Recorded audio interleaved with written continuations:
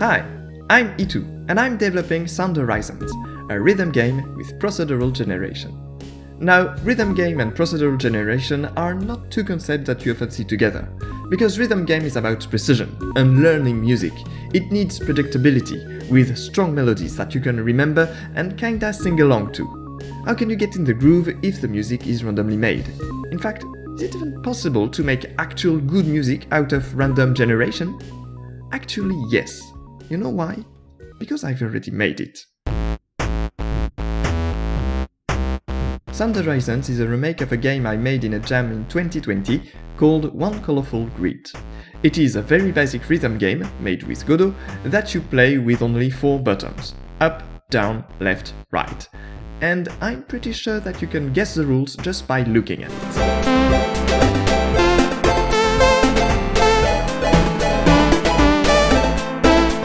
Pretty simple, right? The game was kinda successful. The few have played it enjoyed it, some are still playing it today just for fun, and some even suggested that I should release a bigger version. Also, as you may have noticed, the game has a dynamic soundtrack that reacts to every player's action. This creates a music that evolves naturally along the progression. Dynamic music is something that I implement in nearly all my games, but this one in particular has a very satisfying sound design. One Colorful Grid is one of the creations I'm the most proud of. But it has some issues. First, it's ugly.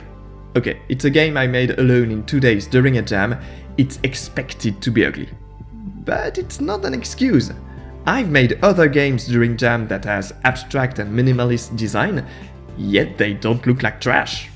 For One Colorful Grid, I tried to achieve some kind of retro look, but it didn't really...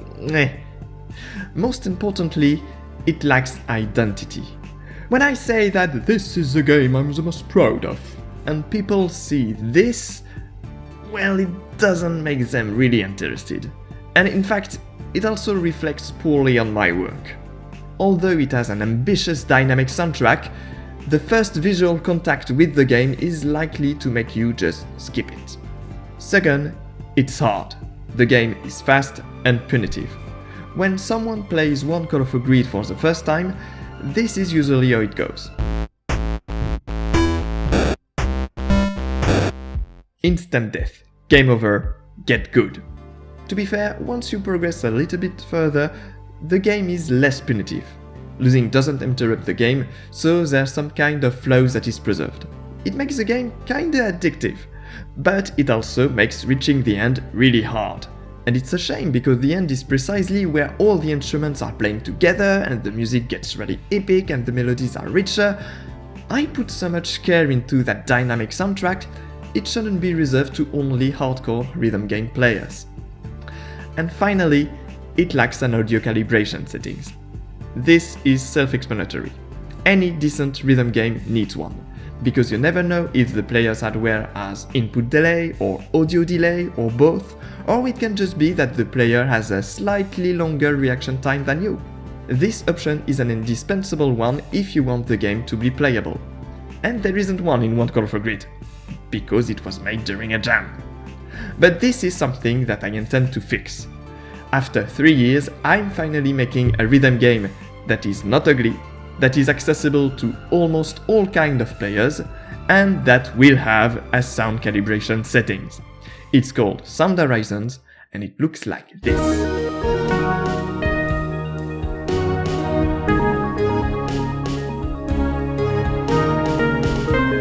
Now we are talking. I remade the entire game, keeping the same rules, but with new visuals, new music and sound, new interface, and with Unity. Why Unity? Wasn't the first game made with Godot? Well, I have an excuse.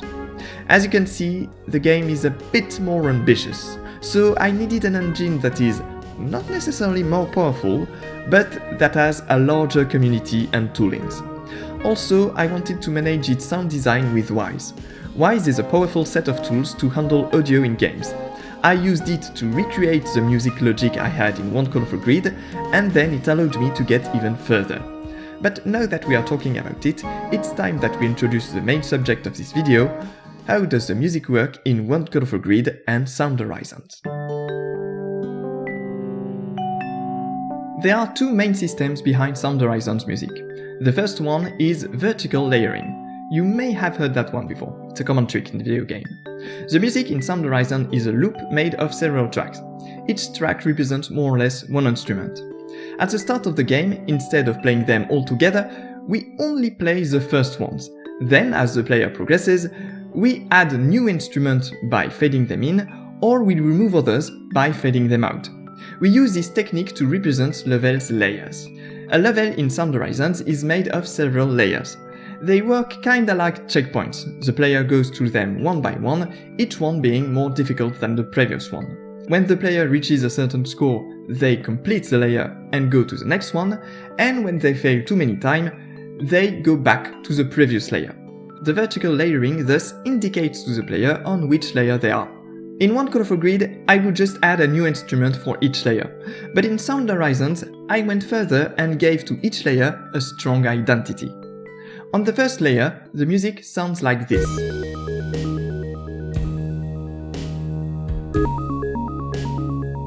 Then 2 layers later, it evolves into this.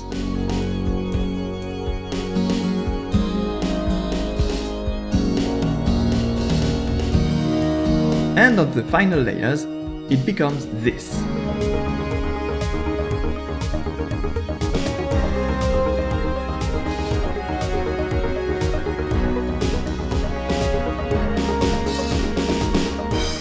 There are 6 different layers in Sound Horizons.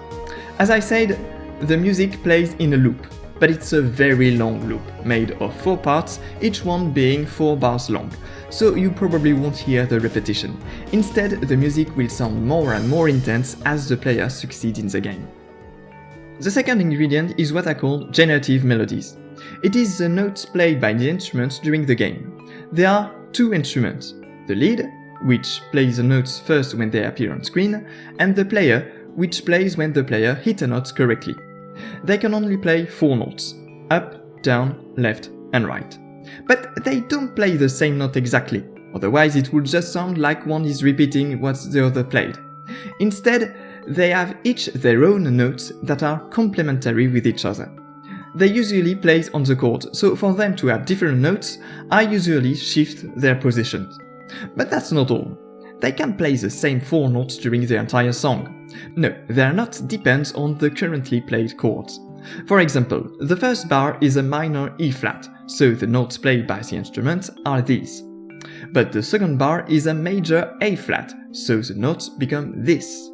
And so on. There are 10 chords in the song, each one having their own respective notes. Oh, and did I mention that the instruments sound different depending on the layer we are currently at? For example, on the first layer, the lead sounds like this, and the player like this. But on the third layer, it becomes this and this.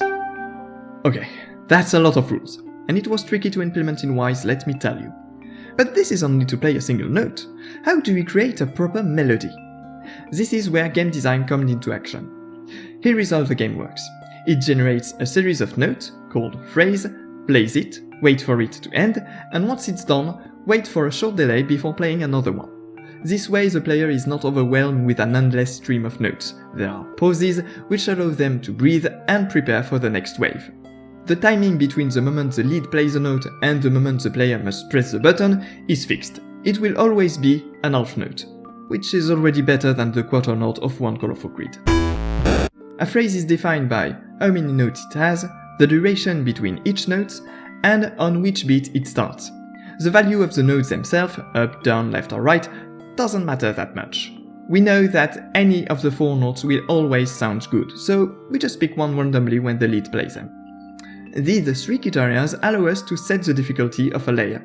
On the first layer, we only play short phrases with only half note or quarter notes that always start on half notes. Then, as the player gets into more advanced layer, we make longer phrases, we add some eighth notes or dotted half notes, and we may start on an offbeat.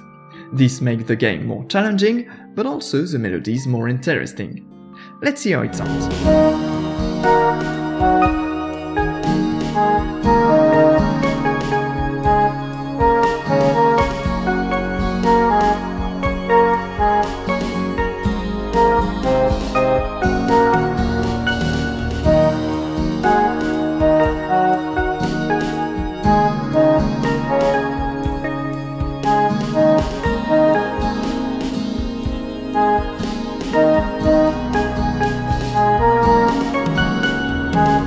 By defining a series of rules, we are able to generate melodies that always fit with the background music and never feel repetitive.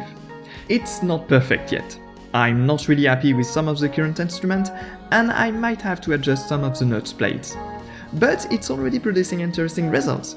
It's not suited to create memorable melodies, because the rhythm is always random and it plays mostly on chords. So it's already restricted to specific genres, mostly electronics. But in terms of musical feedback, it works really well. Horizons should be a game where you feel the music through your action, and where you have the sensation of playing actual instruments, as if you were part of a band. And this goal is kinda achieved now. So... Despite looking advanced already, there are still a lot of features that need to be implemented. Here are the most important ones. First, finishing the environments. I'll talk about them in another video, because this is also a huge chunk. There are 6 layers in the game, all of them must have a visual variation. I'm pretty close to being done here, so that will be a huge breakthrough. But it won't mean I have a fully playable prototype, because there's one important thing that is yet missing. Ending the level. Because despite being procedural, it's not infinite. Something must happen at the end. But I already have some ideas. Then I have to design menus. You know, the fun part of Gamedev. There should be a start menu, a post screen, settings, and most importantly, an audio calibration interface. Yes, I won't forget it this time. And I intend to make it right, because this is likely not the last rhythm game I developed, so I want to learn how to properly do it, and hopefully design a system that can be used elsewhere. Then I intend to add extra modes and challenges. Now, I know what you're thinking. Hold on there, boy. Making a game all by yourself is hard enough. Finish it before thinking about adding extra content. And you're right. But here's the thing. I've already prepared the code for this. I'm a software engineer. I couldn't resist the temptation to make everything modular. I didn't make a rhythm game with a single level, no. I built a system that allowed me to create and customize several levels sharing the same logic. But don't worry though, there will be only a single level in Horizons, at least for its release. The modes I have in mind are something that I planned from the very beginning of the project, and they only require tweaking some variables. It's small changes, but they create entirely new experiences that are also part of what I want to achieve with Horizons. I'll talk more about them another time. However, since I brought up the possibility of making several levels, let's talk a bit about the ambition I have for this game. See, I'm not developing Horizons just to remake one colorful grid. I've made several small games in the past, but Horizons is the first that, I think, has a commercial potential. The version of the game I'm currently developing will be released for free, or at least a very cheap price, and will only have a single level with some extra modes. And if it's successful, I'm thinking of expanding it to turn it into a complete commercial game, with several levels, each one with different music and environments. This is what I have been developing so far. I didn't make everything modular just for the fun of it, I'm making the foundations for a future rhythm game. Think of the first version of Horizons as a demo for the hypothetical complete game. But first I must finish that demo, and that alone will already be a journey that is only beginning. Wait, actually no, it's not beginning, I started last year. And I already wrote several devlog entries on itch.io, so if you want to learn more about the game, you can check them out. Also, if you want to taste how the game will feel like, you can still play one colorful grid. I promise it's hard, but manageable? And if you enjoy it, well, good news, there's now a new and better version in the work. Feel free to subscribe if you want to be updated on Horizons development, and also some other game dev videos about dynamic music implementation in games. Yeah, because I've made a lot of musical games, and I got some tricks to share. Anyway, thank you very much for watching, see you next time.